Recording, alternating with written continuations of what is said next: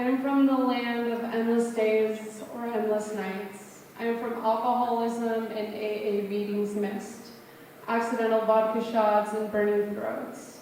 I am from dive bar, police station, corner store. I am from crystal water and frostbite.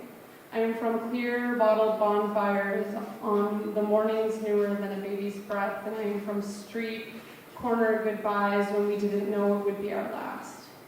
I am from regret and abandonment that didn't hold enough weight to stay, but helped me find my way home in the morning. I am from blood-covered failed suicide attempts and I am from full rooms and blank stares. I am from bar stools and feet not touching ground. I am from a window knocking and midnight saviors, a prayer and a kiss you might have just saved me. I am from the sounds of blades to ice and broken noses, from brothers angered too big for their body. I am from homes with no family, a collection of strangers with the same eyes. I am from gardens we used to plant together and the grief of watching them die. I am from two halves that still couldn't manage to make a whole. I am from what it feels like when the permafrost melts and the water starts to rise. I am from everything and nothing. I am from I didn't think I would make it this far, and I'm from there is still so far to go.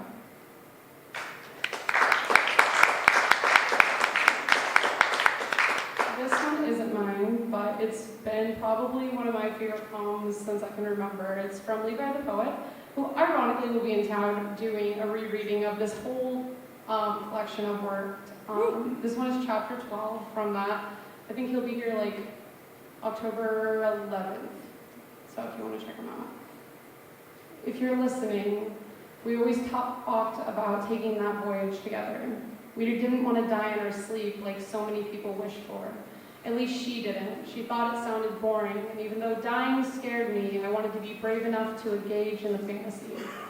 We decided we'd go out defending our treehouse against the separatists. It was inevitable once they finally discovered us kissing traitorously beneath their cootie-infested boys-only headquarters. We'd be catgunned to death. She thought it was romantic, like Romeo and Juliet, she'd say. And I'd say, okay, but wonder like I always do if anyone's actually heard that story. I finished our treehouse with a few scraps of dead wood that I was able to drag back to land. It seemed fitting after our whole lives were broken homes for all of those shipwrecked pieces to complete one. It was beautiful. I feel like she might have called it redemption. For a split second, as I watched the last of her craft fall beneath the surface of the water, I thought, we are only stones in the ocean, and maybe it didn't matter that much whether we lived or died. But she was right about taking thoughts captive. I am lonely, and I can't reconcile loneliness with meaninglessness because, like beauty, it leaves me wanting for more. She is still a decision that floats out like debris on the ripples that began at her stone's throw. You were a mountain to me. Your earthquake leaves me trembling, and I long beyond your beauty, past your breaking out into whoever is responsible for your new beginnings. Maybe he knows the end. When we first set sail and we pushed off to sea, I stood on the shore looking forward, tongue-tied and stubbornly, holding tears behind my eyelids because no matter how much I liked you, girl, there was still a bit of boy in me, and I wasn't about to weep with you staring back, smiling.